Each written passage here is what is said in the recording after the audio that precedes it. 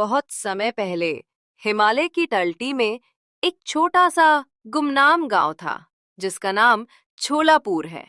इसी गांव के आखिरी छोर पर छोला सिंह का एक छोटा सा ढाबा था जिसे लोग दूर दूर तक कहने को छोला कुलचा वाला कहते थे। वो ऐसे छोले बनाता कि खुशबू हवा को भी रोक लेती थी और उसके कुलचे इतने नरम होते कि मुंह में जाते ही घुल जाएं। लेकिन एक समस्या थी, छोलापुर में कोई आता जाता नहीं था। छोला सिंह दिन भर मक्खियां मारता और आसमान को देखता रहता। एक दिन जब वो आसमान को ताक रहा था, उसे एक अजीब सी चीज दिखाई दी। एक बहुत बड़ा रंगीन गुब्बारा जिसमें नीचे एक टोकरी लटकी थी और उसमें से आग की लपटें निकल रही थीं। वो एक हॉट एयर बलून था जो पर्यटकों को लेकर घाटी के ऊपर से गुजर रहा था। छोला सिंह उसे तब तक देखता रहा जब तक वो आंखों से ओझल नहीं हो गया। उसके दिमाग में एक बत्ती जली। छोला सिंह खुद से आंखों में चमक। अरे अगर वो टोकरी उड़ सकती है तो मेरा ये छोटा सा ढाबा क्यों नहीं? हाँ, ऐसा तो मैं भी बना सकता हूँ। छोला सिंह ने इंतजार नहीं किया। अगले ही दिन उसने अपनी सारी जमा पूंजी ली और शहर से एक बड़ा हॉट एयर बलून का पूरा सेट खरीद लाया। एक बड़ा सा गुब्बारा, एक मजबूत टोकरी जिसे उसने ढाबे के नीचे फिट करने के लिए बदल दिया, और एक बर्नर। गांव वाले उसे देखकर हैरान थे, पर छोला सिंह किसी की सुनने के मूड में नहीं था। उसने गुब्बारे को मजबूत रस्सियों से अपने ढाबे की छत और किनारों से कसकर बांध दिया। बर्नर को एक मजबूत जगह पर फिट किया। उसका ढाबा अब उड़ने के लिए तैयार था। उसने अगले दिन का इंतजार किया। अगली सुबह छोला सिंह में ही अपने ढाबे पर पहुंच गया। उसने गहरी सांस ली। उसने बर्नर जलाया। गरम हवा की तेज आवाज के साथ गुब्बारा फूलने लगा। छोला सिंह ने अपनी छुरी निकाली और उन रस्सियों को काट दिया जो ढाबे को जमीन से बांधे हुए थी, और छोला सिंह का आसमानी ढाबा अपने तंदूर और मसालों के डिब्बों समेत जमीन से ऊपर उड़ गया। छोला सिंह खुशी से चिल्लाकर, अलविदा छोलापुर, अब दुनिया मेरे छोले कुलचे खाएगी।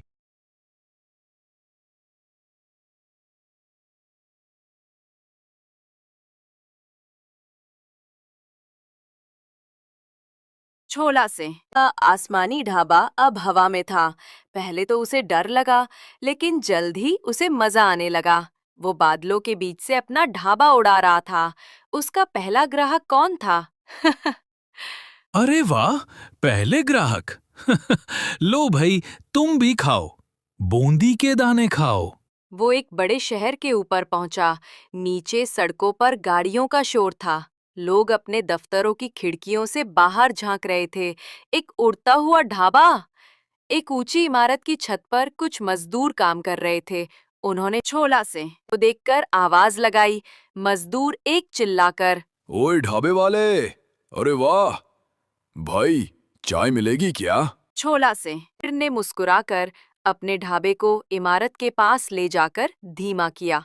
उसने एक रस्सी से चाय की केतली और गिलास नीचे लटकाए। छोला से अदरक वाली कड़क चाय मेरे भाइयों, गर्मा गर्म। मजदूर दो रस्सी से पैसे बांधते हुए। शुक्रिया भाई, तुम तो असली जादूगर हो। जल्द ही आसमानी ढाबे की खबर आग की तरह फैल गई। लोग छतों पर खड़े होकर उसका इंतजार करते। बच्चे उसे देखकर तालियां बजाते। वो पहाड़ों के ऊपर से उड़ा। एक थके हुए चरवाहे को उसने गरम गरम आलू के पराठे खिलाए। चरवाहा आसमान की तरफ देखकर, वाह, भगवान का प्रसाद। आसमान से ही आलू का पराठा आ गया। छोला से का उड़ता ढाबा अब भारत की सीमाएं पार कर चुका था। उसने महासागरों को लांघा और एक दिन वो सीधे अमेरिका की राजधानी वॉशिंगटन डीसी के ऊपर पहुंच गया। व्हाइट हाउस के ऊपर मंडराते हुए सिक्योरिटी गार्ड्स उसे देखकर भौचक्के रह गए।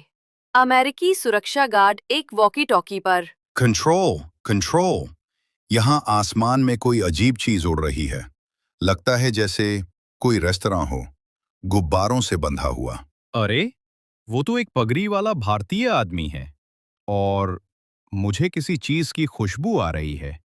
बड़ी स्वादिष्ट। व्हाइट हाउस के गार्डन में अमेरिकी राष्ट्रपति टहल रहे थे। उन्होंने आसमान की ओर देखा। राष्ट्रपति हैरानी। Hey, opa kia hai ye. Menyo lagta hai koi. Flying restaurant hai. Menyo wa ya. Mujhe tu. अरे साहब, चोले कुलचे खाओगे? एकदम गर्मा गर्म। Cozy cool. Cozy. Bar suna ye flying version. Par yar kushbu to kamal kia. छोला सिंह ने एक थाली नीचे भेजी जिसमें गर्मा गर्म छोले और कुलचे थे। राष्ट्रपति कहा, Wow. La jawab hai. Itta swadish kana main kabi nai. Haya. छोला सिंह के आसमानी ढाबे ने न सिर्फ भारत में बल्कि दुनिया भर में अपना जादू बिखेरा। व्हाइट हाउस तक उसके खाने का स्वाद पहुंच गया।